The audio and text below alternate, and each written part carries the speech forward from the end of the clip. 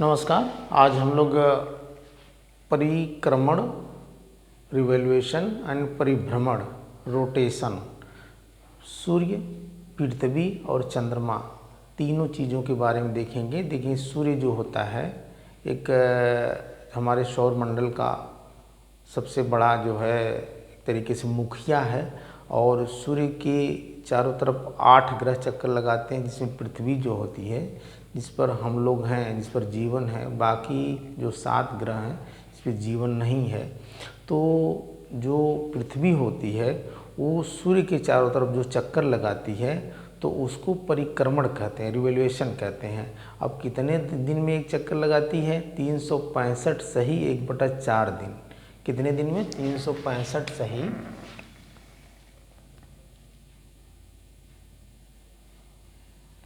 1/4 या 365 दिन 6 घंटा, ये इसको परिक्रमण कहते हैं। इसको पृथ्वी की वार्षिक गति भी कहते हैं। तो अब इसी से आप देखेंगे कि जब ये 6 घंटा 4 साल में जुड़ जाएगा तो 6 चौको 24, तो हो जाएगा 366 दिन। कितना? 366 दिन हो जाएगा। भाई ये आपका 6 + 6 + 6 + 6 4 साल में जुड़ा हो तो 24 घंटे हो गए। 24 घंटे का मतलब एक दिन, तो 366 हो गया। तो हर चौथे साल जो है आपका एक फरवरी जो है 28 के बजाय 29 दिन की हो जाती है, तो उसको हम अधिवर्ष या लीप ईयर कहते हैं। क्या कहते हैं? Leap year. जब फरवरी 28 के बजाय 29 दिन की हो जाती है तो उसको हम लीप ईयर कहते हैं। इसे आप याद रखेंगे। दूसरा चीज़ है परिभ्रमण। परिभ्रमण का मतलब होता है कि पृथ्वी स्वयं अपने भी धुरी पे घूमती रहती है। 24 घंटे में अपना स्वयं का एक चक्कर लगा देती है, तो उसको परिभ्रमण कहते हैं, रोटेशन कहते हैं। अब इसको पृथ्वी दिवस भी कहते हैं। 24 घंटे में ये घूर्णन पूरा कर लेती है, जो है अपना खुद एक चक्कर लगा देती है। इसको पृथ्वी दिवस या परिभ्रमण कहते हैं। फिर उसके बाद उपसौर किसे कहते हैं? यानी जब पृथ्वी सूर्य के सबसे निकट होती है तो उसको उपसौर यानी पेरिहेलियन कहते हैं। कब रहती? 3 जनवरी को। 3 जनवरी को पृथ्वी सूर्य से सबसे निकट होती है। दूसरा अपसौर किसे कहते हैं? एफिलियन। एफिलियन को यानी 4 जुलाई को पृथ्वी सूर्य से सबसे दूर होती है।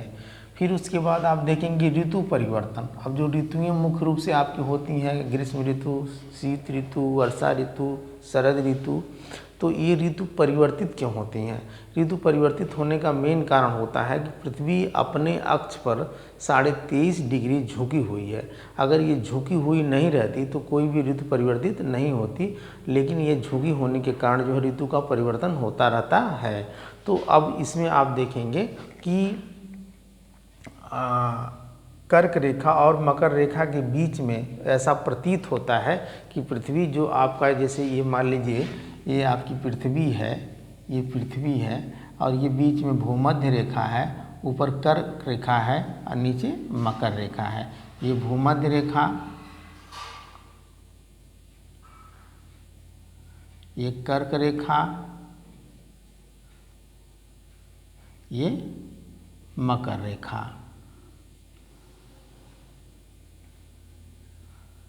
ये 23.5 डिग्री पे भी है, ये भी 23.5 डिग्री पे है और ऊपर एक और रेखा होगी जिसको आर्कटिक रेखा कहेंगे। क्या कहेंगे?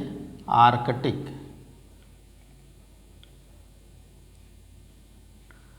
रेखा।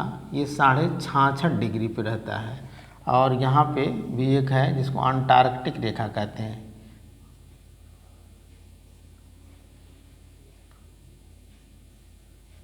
रेखा ये भी 66.5 डिग्री पे होता है।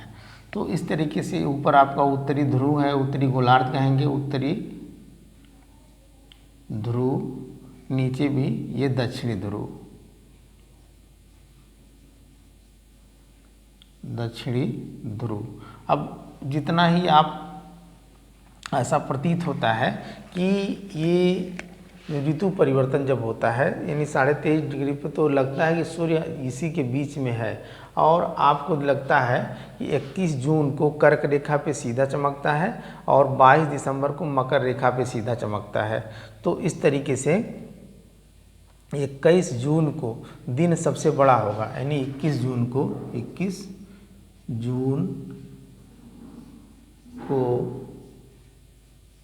दिन सबसे बड़ा और रात सबसे छोटी,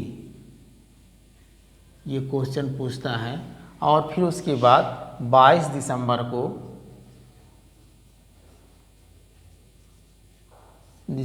को रात सबसे बड़ी और दिन सबसे छोटा होता है। फिर उसके बाद कह रहा है कि कब जो है दिन और रात दोनों बराबर होते हैं। तो 21 मार्च और 23 सितंबर को दिन और रात दोनों बराबर होते हैं। 12-12 घंटे का दिन होगा, 12 घंटे का दिन होगा, 12 घंटे का रात, क्योंकि 21 मार्च और 23 सितंबर को सूर्य सीधे भूमध्य रेखा पर यहाँ चमकता हुआ, ये जो आपकी भूमध्य रेखा जिसको इक्वेटर बोलते हैं, यहाँ होगा। तो 21 मार्च और 23 सितंबर को सूर्य भूमध्य रेखा पर होता है। तो यहाँ लिख देंगे 21 मार्च और 23 सितंबर